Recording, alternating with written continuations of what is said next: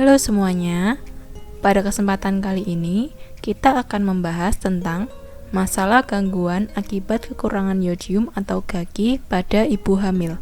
Sebelumnya, perkenalkan dulu anggota kelompok kami. Yang pertama ada Nina Resti, yang kedua Gita Devita Anggraini, yang ketiga ada Etika Nurul Fala, yang keempat Siti Nur Afifah, yang kelima Lydia Ratna Dewi Ragapa, dan yang keenam Farah Fadilah Herudin.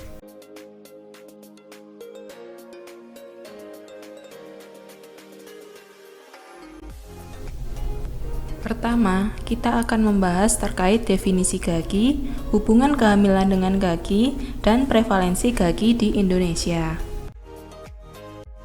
Definisi gangguan akibat kekurangan yodium atau GAGI merupakan setiap kelainan yang ditemukan akibat defisiensi yodium secara terus-menerus dalam waktu lama yang berdampak pada pertumbuhan dan perkembangan manusia. Walaupun dibutuhkan dalam jumlah yang kecil, tetapi keberadaannya menjadi sangat penting bagi tubuh. Yodium yang ada di kelenjar tiroid digunakan untuk menyintesis hormon tiroksin, tetraiodothironin atau T4, dan triiodothironin atau T3. Hormon tersebut diperlukan untuk pertumbuhan normal, perkembangan fisik, dan mental manusia. Lalu apa sih hubungan kehamilan dengan GAGI itu? Ibu hamil merupakan kelompok yang rawan GAGI, karena selama kehamilan terjadi perubahan metabolik dan hormonal yang amat kompleks dalam faal sistem ibu anak, termasuk perubahan fungsi kelenjar tiroid. Kecukupan iodium pada ibu hamil mutlak diperlukan agar tidak muncul anak kreatin ataupun anak dengan minimal brain damage. Selanjutnya, ada prevalensi GAGI di Indonesia. Yang pertama, prevalensi gondo atau TGR ibu hamil di Demak pada tahun 2010 sebesar 6,67%. Sedangkan di Kota Magelang, prevalensi ibu hamil yang mengalami defisiensi yodium mayoritas tinggal di daerah endemik GAGI, yaitu sebesar 63,5%. Berdasarkan survei pemetaan GAGI di tahun 1996, Provinsi Daerah Istimewa Yogyakarta atau DIY termasuk daerah endemik ringan dengan total goiter rate atau TGR ibu hamil yaitu 18,4%. Secara keseluruhan, terjadi penurunan prevalensi GAGI di Indonesia dari 37,2% pada tahun 1982 menjadi 27,7% di tahun 1990 dan 9,8% di tahun 1998. Angka prevalensi GAGI meningkat sedikit pada tahun 2003 menjadi 11,1%.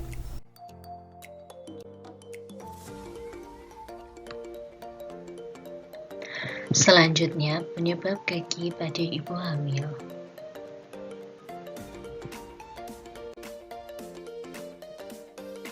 Penyebab GAGI yang pertama yaitu karena adanya kekurangan iodium. Kekurangan asupan iodium yang berat merupakan penyebab utama terjadinya gangguan akibat kekurangan iodium atau GAGI. Selanjutnya, untuk penyebab yang kedua adanya faktor goitrogen, di mana kekurangan iodium yang lain beberapa observasi diketahui bahwa faktor lingkungan mempunyai pengaruh juga. Salah satunya yaitu adanya senyawa goitrogen atau zat yang dapat menghambat pengambilan yodium oleh kelenjar gondok, sehingga kandungan yodium dalam kelenjar menjadi rendah dan berakibat pada kekurangan yodium. Kelompok tersebut seperti brokoli, bunga kol, kalean, kubis Brussels, singkong, dan kacang kedelai.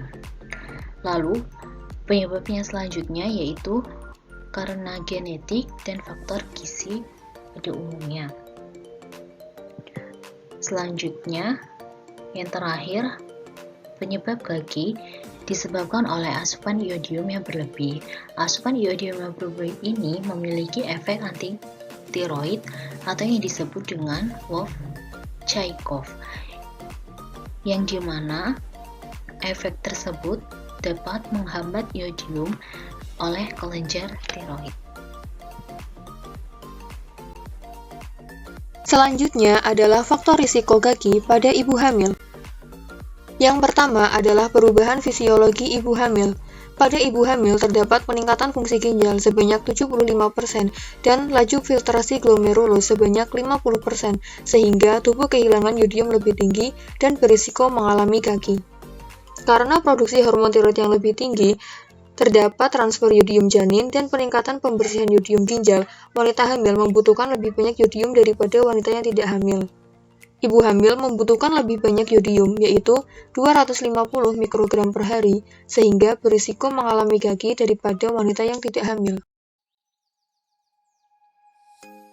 Yang kedua adalah tingkat pendidikan dan pengetahuan. Kurangnya pendidikan pada ibu hamil berisiko mengalami gagi 2 kali lipat lebih tinggi. Prevalensi gondok lebih tinggi pada ibu hamil yang buta huruf daripada yang melek huruf. Ibu hamil dengan tingkat pengetahuan yang rendah cenderung memilih garam dan makanan dengan kualitas yang kurang baik, serta tidak mengetahui bagaimana cara memperlakukan garam beriodium dengan baik, tidak mengetahui dari segi manfaat, jenis merek, dan kualitas garam beriodium.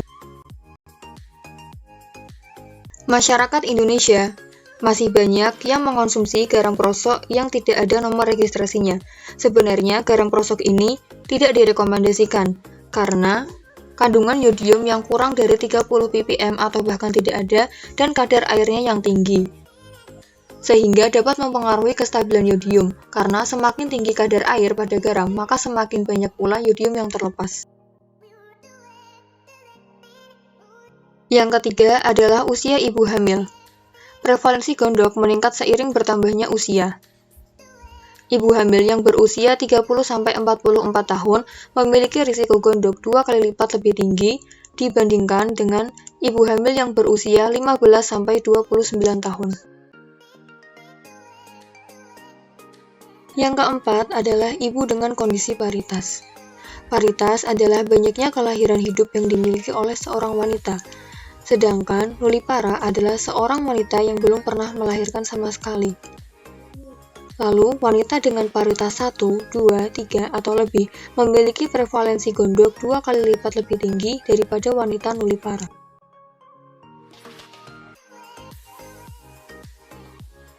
Yang kelima adalah kurangnya Fe atau zat besi. Zat besi terdapat dalam daging merah, sayuran berwarna hijau, hati, serealia, seafood, dan sebagainya. Defisiensi Fe atau zat besi dapat mengganggu metabolisme tiroid dalam tubuh, sehingga tubuh kekurangan yodium.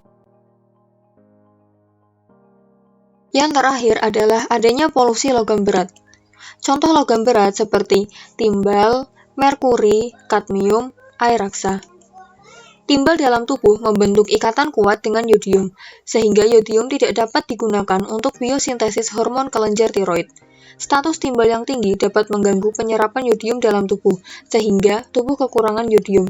Contoh polusi logam berat seperti aktivitas gunung berapi, limbah pabrik, asap kendaraan bermotor, dan produk-produk yang mengandung logam berat seperti kosmetik yang mengandung merkuri, baterai, dan termometer air raksa. Berikut dampak gagi pada ibu hamil dan janin.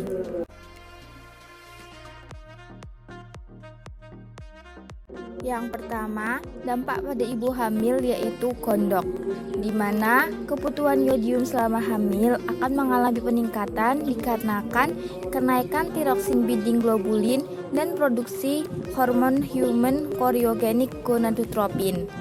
Selain itu, cadangan yodium wanita hamil juga harus dibagi dengan fetus yang semenjak trimester 2 kehamilan, kelenjar tiroidnya sudah mulai tumbuh dan berkembang.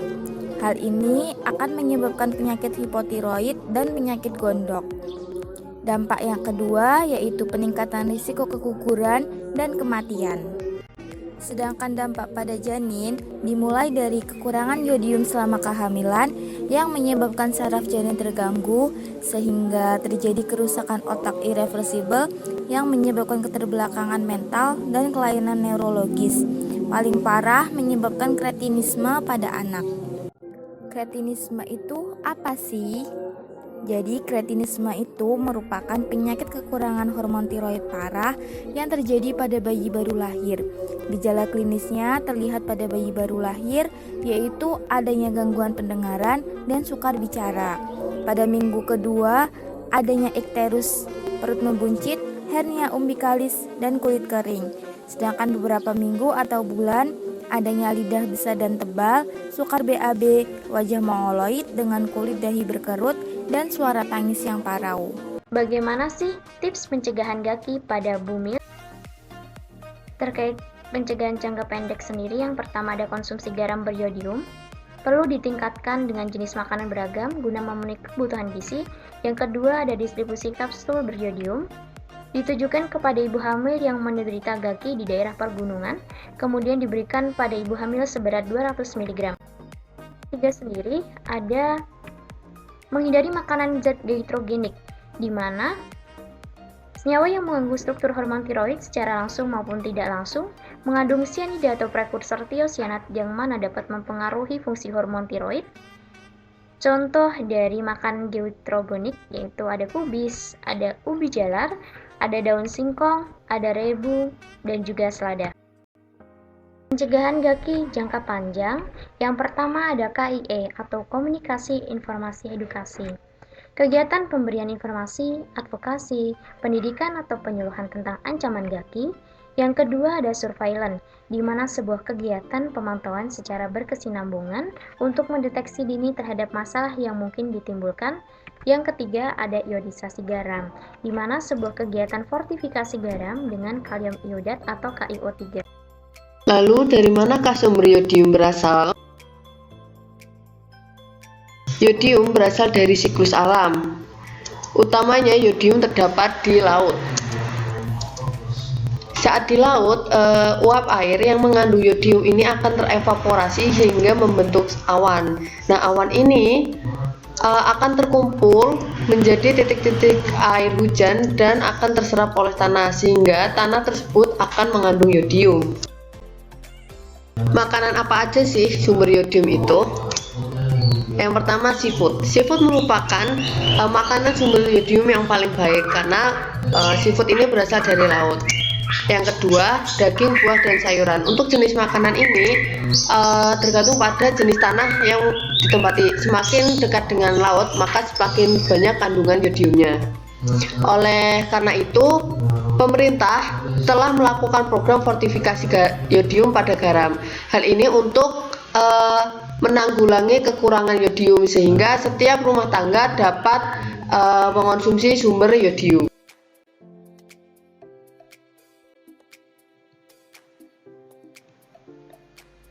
Sekian penyampaian materi dari kami. Terima kasih. Semoga bermanfaat. Wassalamualaikum warahmatullahi wabarakatuh.